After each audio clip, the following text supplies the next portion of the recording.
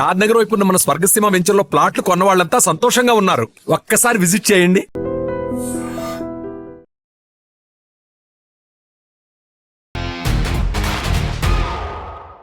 Hi.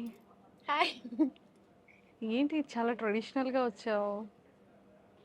అది అది అదేంటంటే సుధీర్ అన్న లాస్ట్ ఇంటర్వ్యూలో నువ్వు వెస్టర్న్లో వెళ్ళడం కంటే ట్రెడిషనల్గా వెళ్తే చాలా బాగుంటావు అని చెప్పాడు. సో అది మైండ్లో పెట్టుకో ఇప్పుడు ఇలా వచ్చా. సుధీర్ గారు చూసారా? ఇదండి సూపర్. సో ప్రీతియా శాంతియా? శాంతి. శాంతియా ప్రీతియా? శాంతి. శాంతియా ప్రీతియా? ప్రీతి. మరి శాంతి అన్నావు. అది నా ఒరిజినల్ నేమ్. శాంతి ఒరిజినల్ నేమ్, ప్రీతి అబ్బా నేమ్ సిస్టర్. ప్రీతి నిబ్బా నేమ్. నిబ్బాస్ పేజెస్ చాలా ఉన్నట్టున్నాయి. అందులో ఇది వేయండి. మొదటి నిబ్బా నేను. మొదట నువ్వేనా? అదేంటలా? అంటే నెబ్బా స్టేజ్లో చాలా మోసపోయింది కాబట్టి ఫస్ట్ ప్లేస్ నాదంటున్నా. నిబ్బా స్టేజ్లో చాలా మోసపోయావా? ఎలా, ఏ రకంగా మోసపోయావు?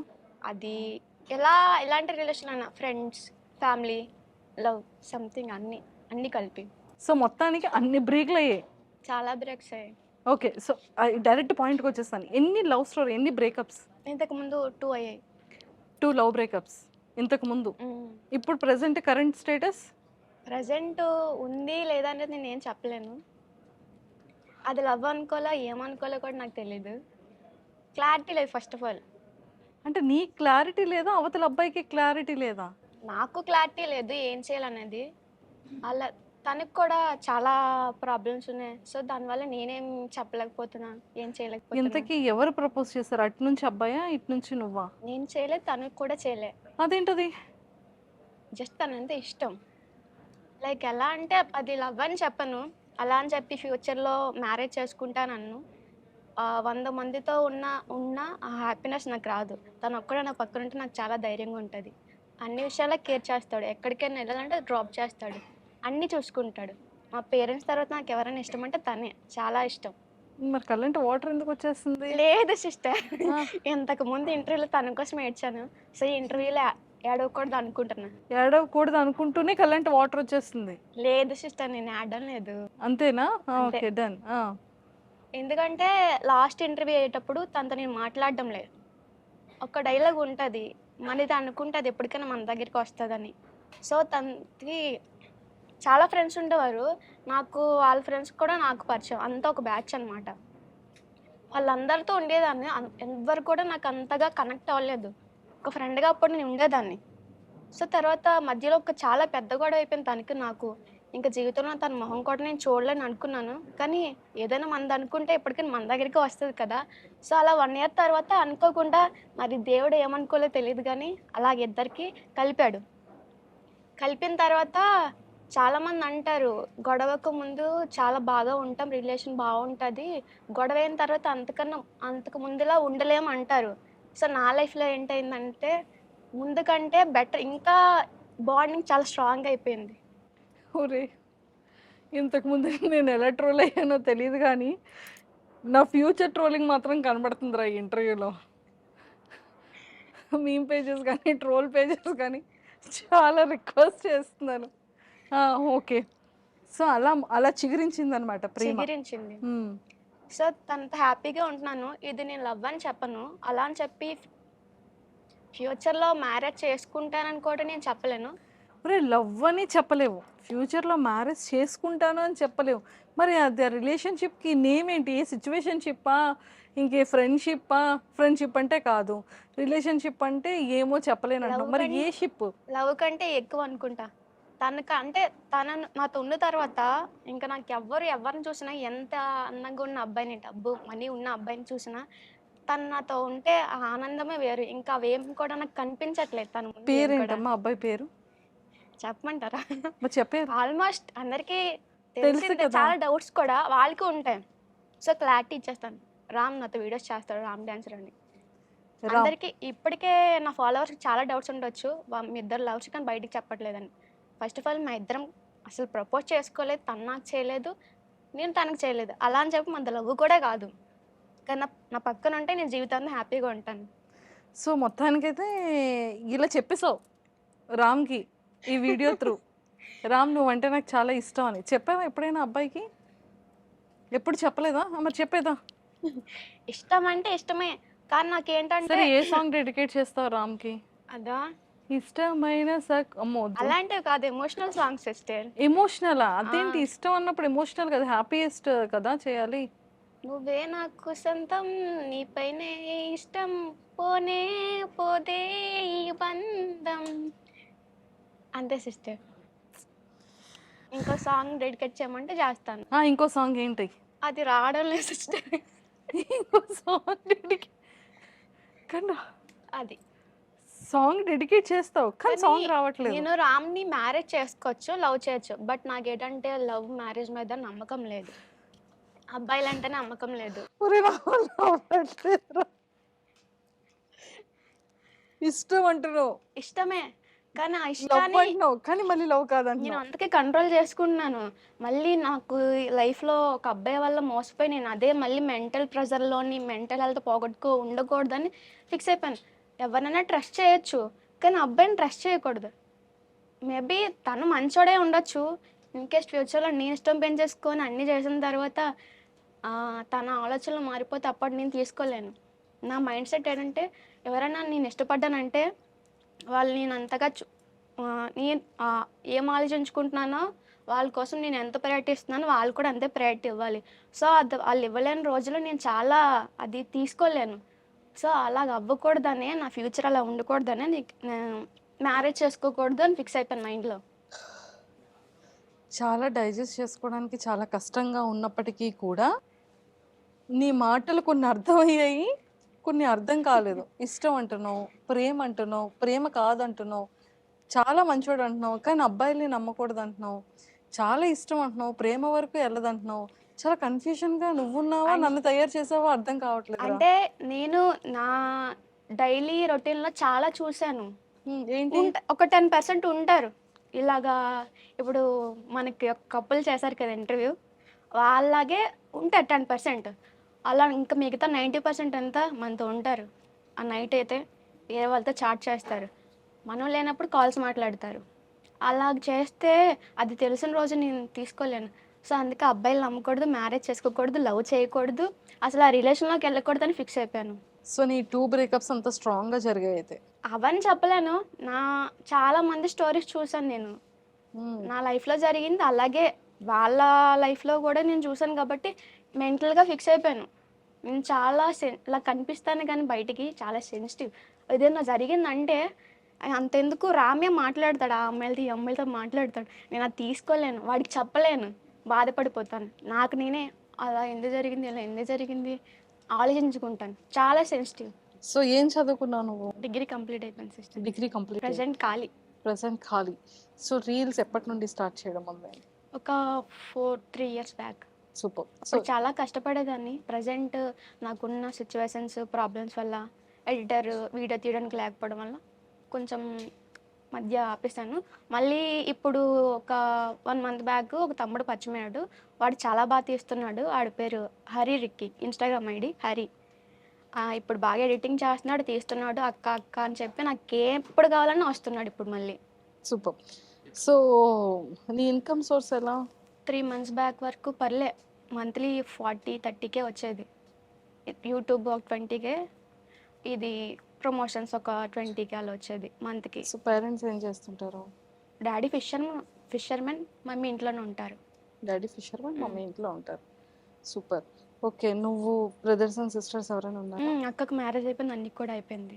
అక్కకి అయిపోయింది మ్యారేజ్, అన్నయ్యకి అయిపోయింది. సో నీకు ఇప్పుడు రెడీ? నాకు అడుగుతున్నారు, మనకి ఇంట్రెస్టే లేదు కదా అసలు. వాళ్ళు ఏమంటున్నారంటే మనకి ఇంట్రెస్ట్ అంతా ఒకరి మీదే ఉంది కదా. వాళ్ళు ఏమంటున్నారంటే నీకు ఇష్టమైన వాళ్ళు ఉంటే చెప్పు, మేము చేస్తామన్నారు. కానీ నాకు అసలు అబ్బాయి లేని నేను ఎక్కడ తెచ్చి చూపించు. నాకే నవ్వు వస్తుంది అనుకుంటే మా కెమెరామ్యాన్కి కూడా నవ్వు వచ్చి తలదించుకొని సిగ్గుతో నవ్వుతున్నాడు. ఇంకా నీ గోల్స్ ఏమైనా ఉన్నాయా? రామే నీ గోలా? లేదు లేదు, ఫ్యూచర్లో మా పేరెంట్స్కి ఉన్నవన్నీ నాకు అవసరం లేదు. వాళ్ళకి ఏమున్నాయని నాకు అవసరం అనవసరం. నాకు ఇప్పటికీ అర్థం కాలేదురా. వాళ్ళకి ఏమేమి ఉన్నాయో అవి నాకేమీ అవసరం లేదు. ఆ. కానీ నా ఓన్‌గా నేను ఒక డబుల్ బెడ్‌రూమ్ ఫ్లాట్ కట్టించుకొని, నేను ఒక బేబీని అడాప్ట్ చేసుకొని, పెంచుకొని లైఫ్‌ని అలా సెటిల్ అయిపోదాం అనుకుంటున్నాను. మరి మమ్మీ డాడీ? మమ్మీ డాడీని కూడా చూసుకుంటా. మమ్మీకి డాడీకి ఎలాగో కొడుకున్నాడు కాబట్టి చూసుకుంటాడు. మా అన్నయ్య చూసుకోలేకపోతే నేను చూసుకుంటాను. అలా అని వదిలేను, చూసుకుంటాను. వాళ్ళకి ఎంత కష్టం వచ్చినా నేనే చూసుకుంటాను. నాకు మనసులో కూడా అదే ఉంది. ఓకే. సో డిగ్రీ కంప్లీట్ అయ్యి ఎన్ని మంత్స్, ఎన్ని ఇయర్స్ అవుతుంది? 1 ఇయర్, 1.5 ఇయర్ అయిపోతుంది. 1 ఇయర్, 1.5 ఇయర్ అవుతుంది. ఓకే. సో ప్రపోజల్స్ వస్తుంటాయా? సిగ్గుపడుతున్నా. ఏమని వస్తుంటాయి? క్యూట్‌గా ఉంటావు. హ్మ్. చెప్తారు, చాలా చెప్తారు కదా! బావుంటావు. పులిహోర తెలిసిందే కదా! మరి రామ్ ఏం చెప్పడా? అలాంటిదేం లేదు. ఏం చెప్పడు రామ్. ఓకే. సూపర్. పక్కనున్న బంగారం కోసం ఎవరికీ అర్థం కాదు కదా! So now you are a gold. నేను అనుకుంటా. నాకు నేను గోల్డ్ అని. ఎవరి కాళ్ళు మనం అనుకుంటే మన మనసు ప్రశాంతంగా ఉంటది. వాళ్ళు అలా ఉన్నారు, మనం అలా ఉండాలి, ఈళ్ళు ఇలా ఉన్నారు, అలా ఉన్నారంటే మనకు ఉండదు. అలా అయిపోవాలా, ఇలా మన అందం అనుకుంటే మనకి హ్యాపీనెస్. ఓ బా! సూపర్. సో ఫేవరెట్ హీరో ఎవరు? విజయ్ దేవరకొండ. అమ్మ బాబోయ్! రౌడీ. ఆ! నువ్వు రౌడీ నేను బేబీయా? రౌడీనే. నువ్వు రౌడీ బేబీ. సూపర్. ఇంతకుముందు ఇంటర్మీడియట్‌లో చాలా డీసెంట్ నేను. ఇలానే ఉండేదాన్ని. వన్స్ ఎప్పుడైతే వీడియోస్‌లోకి వచ్చానో వేరే లెక్క. వేరే లెక్కన ఎలా అయిపోయావు? వేరే లెక్కన? అంటే ఇంతకుముందు అసలు నేను ఇంట్రోవర్ట్, ఎవరితో మాట్లాడేదాన్ని కాదు. రీల్స్‌లోకి వచ్చిన తర్వాత, బయట అంతా తెలుసుకున్న తర్వాత, ఇంకా ఎంజాయ్‌మెంట్లు అన్నీ అయిపోయిన తర్వాత అలా మారిపోయాం మనం. ఇలానే ఉంటామంటే అవ్వదు. మనం ఎదిరించాలి, పోరాడాలి, గొడవలాడాలి. సో బయట ఎంజాయ్మెంట్స్ అంటే ఎలా ఉంటుంది? లైక్ ఎలా అంటే ఇంతకుముందు అరే మా అమ్మ. ఎగపెగ నో. ఇంతకుముందు ఏంటంటే ఫ్రెండ్స్ చాలా ఎక్కువ మంది ఉండేవారు. అప్పుడు ఏదో పార్టీస్, బర్త్‌డే పార్టీస్ ఇలా అయ్యేవి, రిసార్ట్‌లకి వెళ్ళేవాళ్ళం. కానీ ఇప్పుడు అలా కాదు. ఏంటంటే నా లైఫ్‌లోకి వచ్చిన వాళ్ళందరూ ఫ్రెండ్స్ అంటే ఒక చెత్త డబ్బాతో సమానమే. అదంతే. చాలా మోసం, తక్కువ మోసం. నా లైఫ్‌లోకి వచ్చిన ప్రతి ఒక్కళ్ళు సరే ఫస్ట్ అసలు వెన్నపోటు. ముందు నీ లైఫ్ లో జరిగే మోసాలు లిస్ట్ చెప్పు ఒకసారి. లిస్ట్ కాదు గానీ ఆ. ఒక ఎగ్జాంపుల్ చెప్తాను. ఆ. ఒక ఇంట్లో ఒక డస్ట్‌బిన్ ఉంటది. దాన్ని ఇంట్లోకి యూజ్ చేస్తారు. ఆ ఇల్లంతా క్లీన్‌గా ఉండాలని చెప్పి ఆ చెత్త మొత్తం తెచ్చి అందులో పడేస్తారు. అదంతా అయిపోయిన తర్వాత బయట పడేస్తారు.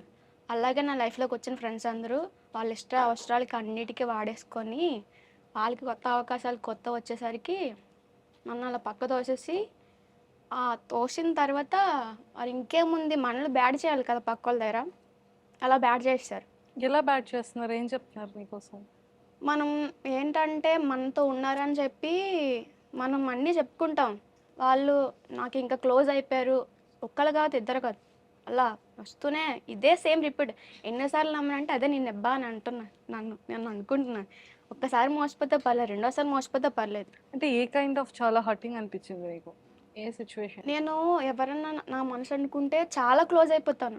నా సీక్రెట్స్ అన్నీ చెప్పుకుంటాను. వాళ్ళు బయటికి తీసుకెళ్ళి చాలా తప్పుగా పోర్ట్రేట్ చేస్తారు. ఎలా?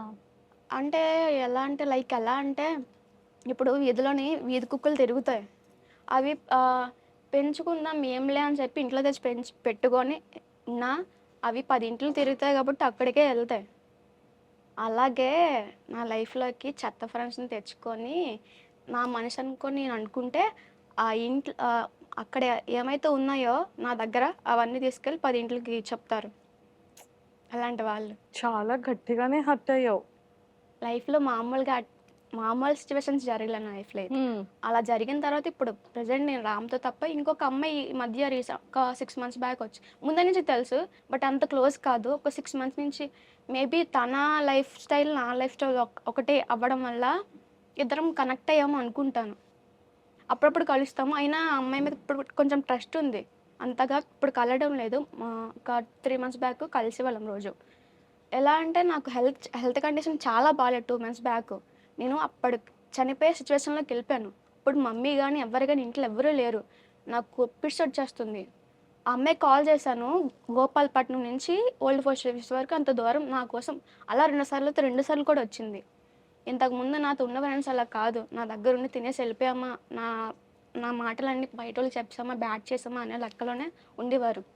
కానీ ఈ అమ్మాయి ఎలా కాదు, నాకు నేను చనిపోతున్నానన్న స్టేజ్లో నాకు కాపాడిందంటే తన్ని ఇప్పుడు అంటే నువ్వెందుకు ఆ డెసిషన్ తీసుకున్నావు, చనిపోవాలి అన్న డెసిషన్? నేను చనిపోవడం కాదు, నాకు హెల్త్ కండిషన్ అలా అయిపోయింది ఓకే ఓకే ఓకే.